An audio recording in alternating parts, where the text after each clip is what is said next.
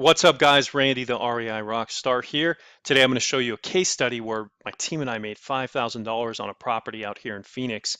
If you don't already know about me, check out the website. It's the reirockstar.com. You can join the newsletter, get some free gifts here, and so that you can get started in this business, make some money. If you have any questions ever about real estate, just shoot me a text on this number here or leave a voicemail. Usually the best way, though, is to use this contact button, and just, my team and I will get back to you. So let's get right into this case study, guys. I've got it right here, ready to go. It does take a while to get these case studies together. This is why I haven't put out a video for a while. I've been making money, hiring a new team, a new acquisitions, and so I apologize. It's been about a month or so. But this is Verde Lane. So Verde Lane's a property here in Phoenix. It's out off of maybe Thomas 24th Street, something like that. And it's sort of the Coronado district. And I never went out to the property. My team got this all done. This was actually a missed call. So the missed call came in. It came in organically from our website, as you can see here, and I just sort of tagged it. In case you're wondering what this is here, this market metrics, share a little bit of my business model. I'm working on basically tagging properties and understanding what our end buyers are looking for so that we can kind of tailor our marketing to that. For example, let's say a product would be a zip code, certain subdivision, and then 3-2 or zip code. Second product would be zip code, certain subdivision, and a 2-1. I want to tag that each product as they come in and start to understand, our models better, so that when we step out to other areas, which right now we're doing a little bit of San Diego, a little bit of Vegas, we can just apply the products and have these as products, just sort of like as a retail, store on the shelf. Here's a 3-2, it's right here, boom. So never mind that. That's something I'm working on. But once I go in and tag it, Sophia gets to work. So Sophia's the admin. She goes in and gets a lot of very pertinent sort of foundational information about the transaction. It's very important because obviously as time goes on, you're going to want to have the right information to communicate with the seller. So that means, name, address, email, the correct phone number, second phone numbers, anyone who's involved in the transaction, especially if it's a probate. Luckily, this wasn't a probate, but she went ahead and got everything here. So it's pretty self-explanatory, guys. Sort of frontline underwriting. She gets all the info, why they're selling, all that good stuff. And then she does a little research online. So after she gets that information from the homeowner, she gets some kind of, Maricopa County records, finds out what they bought the home for, gets a copy of the deed and the tax information. For some investors out there, they may see that as overkill, but I am constantly scaling the company. I'm constantly looking for the future, and I'm building these departments so that, frankly, I can just have it all, done outsourced and all that good stuff. And what I mean by outsourcing is have American workers doing this in in an office downtown again. So here's a little map of the area. Um, I got like a little picture here that comes in automatically. This is all triggered, by the way. Sophia just has to boom, hit a button, and it's blah, blah, blah, all comes in. She figures out if it's tenant occupied or if it's vacant. And then she tags it suburban, residential, single family, and just again, characteristics of the property, just stuff you're going to want to know about the house. So she gets all that stuff. And then the second thing would be she tries to understand the scenario so that when acquisitions and analysis gets it, they can, apply the right strategy. So we went in and found out that, in this kid's situation, it was a son who actually called us and he was helping his mother liquidate the property because she wanted to downsize. She had some debt. And so this was a bigger house for her because she lived alone now, and the son had already gotten married. And, he's like a desk, finance guy in the car industry. So he moved out to Queen Creek. So she's just there alone. She wanted to liquidate. So no negotiation on this. We're working on a model where we kind of skip, all this information. But if this is helpful for you guys, if you want your admin, go ahead and copy all these down. It's good to have your admin get some early negotiation information, but I told Sophia just skip past all this, get it over to acquisitions, and let the new person we're hiring get on there. So very key here. Check this out. We just added these questions in. Find out what's in front of the property, find out what's behind the property. Very important for your analysis. This is going to knock off some, value if in fact there is an alley behind the property. or I should say maybe a canal or something unattractive that homeowners don't want, like a main road or something like that. So in this case, she did have an alleyway, and we found out later there was some commercial buildings behind it, which a lot of new buyers don't want to have. They don't want the noise level and the traffic coming from commercial industrial areas.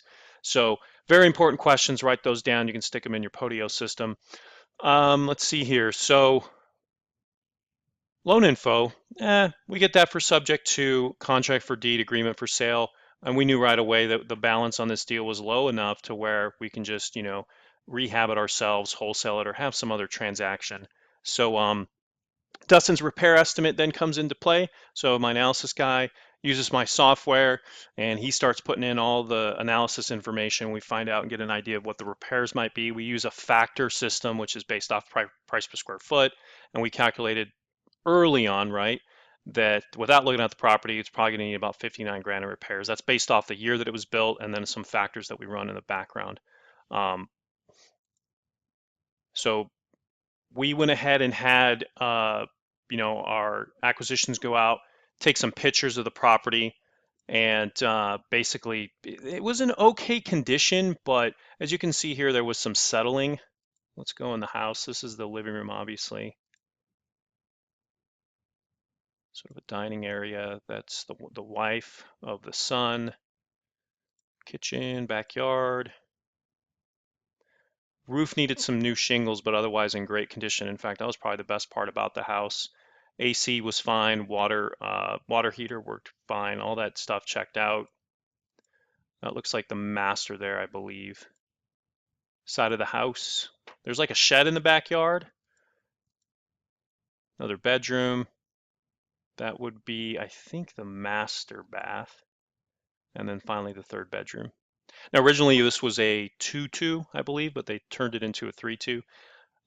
Little damage there, nothing big. There's another picture of the settlement. And we went ahead and got a professional estimate done. So we had DMAC Construction here in Phoenix go out and just get a professional estimate and all the work that needs to be done. Now that does two things, guys. Great tip here. Not only does that help you in structuring your offer to the homeowner, right? So you'll have some ammo to do some negotiation, but it also helps with your buyers. Your actual buyers are, you can justify the repairs that need to be done. And usually they'll either be contractors themselves as buyers, or they may be investors who may not have a great relationship just yet with contractors. So you can actually offer this and say, hey, as you're flipping it, offer this very report to your buyers, and they'll appreciate that. If anything, it'll justify the amount you're selling it for.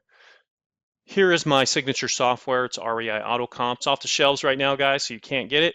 We're actually updating the software right now, but this is version 15, so we ran some numbers. We found out what the ARV was, somewhere around 300, and that was great. That was one and done. Got it into, got the reports here, and we attach them from our Dropbox in here. And then Dustin actually puts in the ARV, the current market value, and this here. Now we actually did an adjustment here, guys, because again, when we went out there, we can only get so much information. Sophia can only get so much information, but when we actually went out to the property, there was not just an alley, but beyond the alley was literally commercial buildings and the main road. So we dropped that ARV to around, I think it was like 285 or something like that. So let's move on to retail asking price. So this is just kind of a tool for acquisitions. So if acquisitions goes out there, they can say, hey, look, if you list your property for what we believe it might be worth today, 205, or if maybe the seller says, this is what I want, we'll stick this in here, do all the deductions and say, this is what you're going to net, and compare that. Well, this is what you're going to net with all costs and all that stuff, having buyers come out that aren't qualified and that may fall out of escrow, people tracking through your house, all that stuff. You can get 184 in the next 3 to 6 months, or you can take our offer. So we have that calculator in Podio. So then we got acquisitions. Shelly went out. She's the one who took all those pictures you saw, and she went ahead and made an offer. Now, for this offer widget, she offered 70 cents on the dollar. There's more information here that's, just there because we may do a subject to or rental, but typically we're not using this too much as most of the stuff we get, we either rehab or wholesale out. But you can see that originally she was planning on offering up to 202,000. She ended up, after seeing that the residence was backing that commercial area, um, and of course the repairs were, $50,000, she hit them at 165, and they actually accepted that. We were planning on reselling it for about 180 at that time for a 15 grand profit. Um, we didn't use the contract creator. We have a contract creator within Podio, but I believe she just wrote it up with pdfescape.com. So you can see here, this is the actual contract. So we bought it for 167. That's right. They counted us, by the way. There was another investor on this deal, and she was out there like on a Saturday, and I guess there was going to be another investor coming right after us or something like that. And that could be a sticky situation because, when you go out on an appointment, guys, you want to get that contract. Like, you don't want your other competitors even having a chance. But one of the ways you can position yourselves better is after you've flipped a couple of houses, even though your credit may not be so great and you can't get a home loan, you want to start bumping up your EMD to be attractive and be more competitive. And that's how we basically won this over, is we did a $5,000 EMD. So she has that in her toolbox, that when she negotiates, she can say, well, we're a real company. We're going to buy this house. Here's a $5,000 earnest money deposit. And she wrote it up with, my name here, 167. They ended up countering us because the other buyer supposedly offered more. But we said, you know what, we'll come up 2 grand. Um, let's see here. Oh, just a tip about that, guys. If for any reason, you find yourself in that situation and you have a pretty decent amount of profit that could be made, don't right away go ahead and just adjust your price just to kind of win the deal, or sort of, get rid of another buyer that may be offering. I say that because let the other investor make that mistake. So let me give you an example. Let's say the other investor originally offered this person 139 or 140, and we come in and we say, hey, here's our highest and best. How do you think the homeowner should feel if they catch on to it when the other investor says, oh, well, you have an offer for 160, let me offer you 180 now? Any intelligent person is going to go, wait a minute, you could have offered me 180 to begin with. Why'd you offer me 140? There's something not right about that. I'm going to go with Randy's company because they offered me their highest and best. And when they countered me, I came up 2 grand because I'm offering them my best pricing right there, right then, right there. I hope that makes sense to you. It's just, you don't want to do these, low ball offers. You want to be competitive, be competitive. It's Phoenix, by the way, is one of the arguably the most competitive markets in the states, next to, Tampa, all parts of Texas, and a couple places up in the Northeast too. But I mean, there's a lot of investors out here, and not only do they live here, but there's a lot of investors out of state that buy here. There are all kinds, even hedge funds and things like that. So just do it right the first time and have a little wiggle room, but don't just go out there and do this 140 stuff and 40 cents on the dollar. Offer that 70 to, in competitive market, as much as 80%. So, all right, so back to escrow. We opened up escrow, and we put the close date as the 23rd.